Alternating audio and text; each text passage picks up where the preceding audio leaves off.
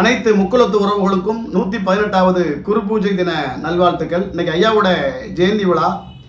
இந்த விழாவில் ஐயாவை போய் கும்பிடலான்னு நம்ம நிம்மதியாக கிளம்புனா கூட பல தடைகள். 144 இதை மீறி வாடகை வாகனத்தில் போகக்கூடாது, பைக்கில் போகக்கூடாது, கும்பலாக போகக்கூடாது.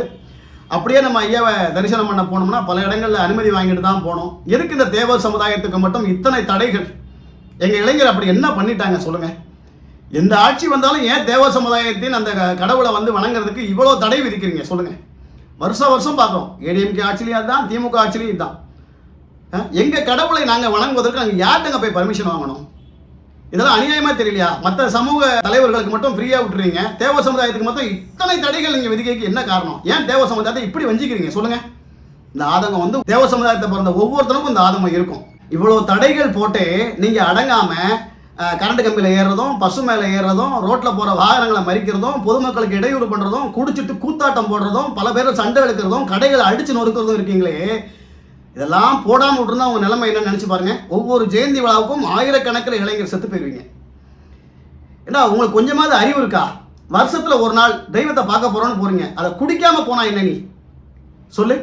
இன்னும் பல பேர் சொல்கிறாங்க, நாங்கள் தேவரை வந்து முருகனின் மறு அவதாரமாக பார்க்குறோம், அவரை கடவுளாக தான் பார்க்குறோம். கடவுளாக பார்க்குறவன் கோயிலுக்கு நீ குடிச்சு தான் போவியா? 2 நாளைக்கு முன்னாடி திருச்செந்தூரில் வந்து சூரகம்காரம் விழா நடந்துச்சு. லட்சம் மக்கள் கூடினாங்க. யாராவது ஒருத்தன் குடிச்சிட்டு வந்திருப்பானா? ஒரு இடிபாடு நடந்துச்சா? ஒரு அடி நடந்துச்சா? இல்லை அவங்க போகிற பாதையில் யாரையாவது டிஸ்டர்ப் பண்ணாங்களா? வண்டி மேலே, பைக்கு மேலே, பஸ்ஸு மேலே ஏறி ஆட்டம் போட்டாங்களா? அப்படி நீங்கள் முருகனின் மறு அவதாரமாக தேவரை பார்க்குற நீங்கள் தேவரை பார்க்கும்போது இப்படி தான் குடிச்சு குத்தாட்டம் போட்டுக்கிட்டு வழிநடுக வராமல் போகிறோம் டிஸ்டர்ப் பண்ணிக்கிட்டு காவல்துறை இடவிடமா பேசிக்கிட்டு இப்படி கேவலமாக போனீங்கன்னா உங்களுக்கு 144 மட்டும் இல்லை, இன்னும் சில வருடங்களில் தேவரை வணங்கவே தடை விதிப்பாங்க. நம்ம அரசாங்கத்தை பல குறை சொல்கிறோம்ல, அவங்க சரியில்லை, இவங்க சரியில்லை, நமக்கு தடை விதிக்கிறாங்க, நமக்கு அதை பண்ணலை, இதை பண்ணலன்னு சொல்கிறோம்ல. நீ இந்த மாதிரி அவுத்து போட்ட ஆடினா உனக்கு எப்படிதான் உனக்கு பர்மிஷன் கொடுப்பாங்க? யாருக்காவது கொஞ்சமாவது அறிவு இருக்கா?